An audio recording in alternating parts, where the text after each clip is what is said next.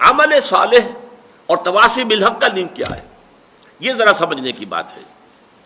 دیکھیے، نیکی اگر واقعتاً آپ میں پیدا ہو گئی ہے، خیر بھلائی عمل صالح آپ میں پیدا ہو گیا ہے، اگر واقعی، اگر وہ دکھاوے کا نہ ہو، ریاکاری کا نہ ہو، جھوٹ موٹ کا نہ ہو، واقعی ہو، واقعی ایمان پیدا ہو گیا، واقعی آپ کا عمل صالح جو ہے وہ میچور ہو گیا، تو تین تقاضے ہیں جن کے تحت وہ آپ کی ذات سے پھیلے گا باہر معاشرے کے اندر۔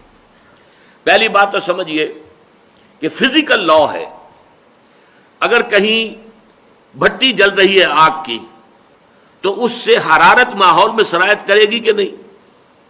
لازماً پھیلے گی۔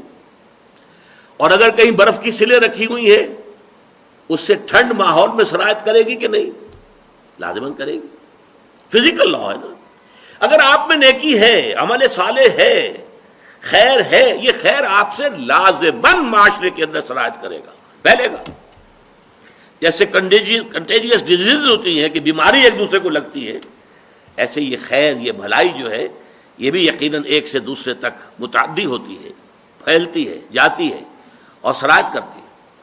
ثانیاً، فرض کیجئے آپ کو اللہ تعالیٰ نے کوئی خیر دیا ہے، کوئی بھلائی دی ہے، سیدھا راستہ دکھا دیا ہے جو سیدھا جنت کی طرف لے کے جانے والا ہے، تو کیا آپ کی شرافت اور مروت کا تقاضا نہیں ہوگا کہ آپ اسے اپنے عزیزوں، رشتہ داروں، دوستوں، اقربا اور عام انسانوں تک اس کو ان کے ساتھ شیئر کریں؟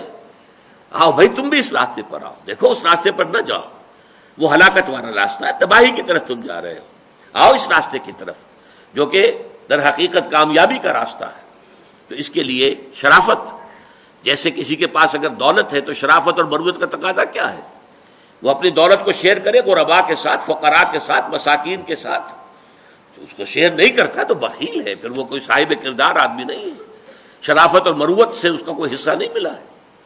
اسی طریقے سے خیر ملا ہے، ہدایت ملی ہے، نیکی ملی ہے، وہ جو خیر کا راستہ ہے، کامیابی کا راستہ ہے، اس کی معرفت حاصل ہو گئی ہے، اس کا علم حاصل ہو گیا ہے، تو اس کو شیئر کرنا یہ شرافت اور مروت کا تقاضا ہے۔